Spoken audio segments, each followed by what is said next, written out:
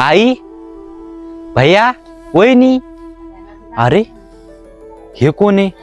नाही नाही, अरे वा, भैयानं कामाला नवीन ठेवली असं. ओ ऐकता का, इकडं बघा बरं.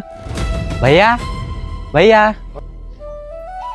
आई, ही काय अवस्था केली तू?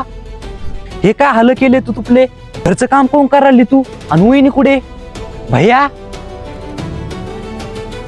भैया. अरे राहुल, तू का अशी आला? मला जर सांगितलं असतं तर मी आला असतो न्यायला. माझं सोडा, हे काय चाललं हे सांगा आधी.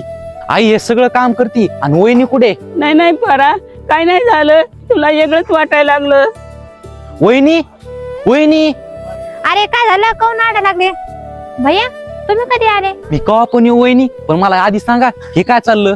म्हणजे तुम्हाला म्हणायचं काय? मला हे मानायचंय की तुमचे हातपाय तर काम करतेत ना, मग माझ्या ऐकून काम करून घ्यायची काय गरज आहे? अरे अरे, काम केलं तर काय झालं मग? यांना थोडं काम केलं ना तर उलट चांगलं राहते ना. ह्या तुम्हाला काय वाटतं, यांना काम करू नये, क्वार्टर झोपून राहा म्हणून? यांना काम नाही केलं ना त्यांना दुःख नाही येईल, आणि कोण सांभाळेल यांना? आम्हालाच सांभाळावं लागेल ना. आणि याच्यात ना यांचंच भलं, यांना जर काम केलं ना ते ठीक राहत्या.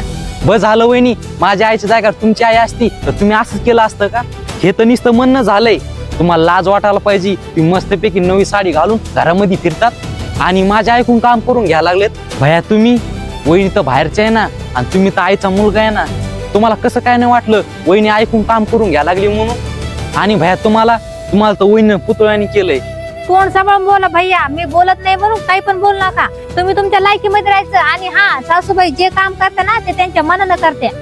आणि हा, हे घर त्यांचं आहे. घरातलं काम केलं म्हणून नोकर नाही झालं. घरातलं काम तर कोणी करतं. तुमचं तर खरं आहे, पण घरातलं काम केलं मग का कोणी नोकरांनी नाही होत. ह्याचे ना सगळं खरं, मग घरातलं काम तुम्ही कोण नाही करीत? मी कधी पण आलो ना, आई मला कधी पण काम करताना दिसती. आणि आज तले डोक्याचे वर झाले आणि तुम्ही मस्तपैकी नवी साडी घालून तयार होतात आणि आईला तिकडे झाडून घ्यायला लावतात. आणि भैया तुम्हाला जर वहिनी नसलं बोलता येत, कमीत कमी एक नोकर तरी ठेवा. तरी पण तुम्हाला जर काही अडचण वाटली असेल, मी आपल्या आईला सोबत घेऊन जातो. आईची देखभाल मी करीन. पण वहिनी तुम्ही तुमच्या भावाच्या बायकोनं असं जर केलं तर कसं होईल? जास्त बोलायचं नाही, सामान घ्यायचं निघायचं इथून.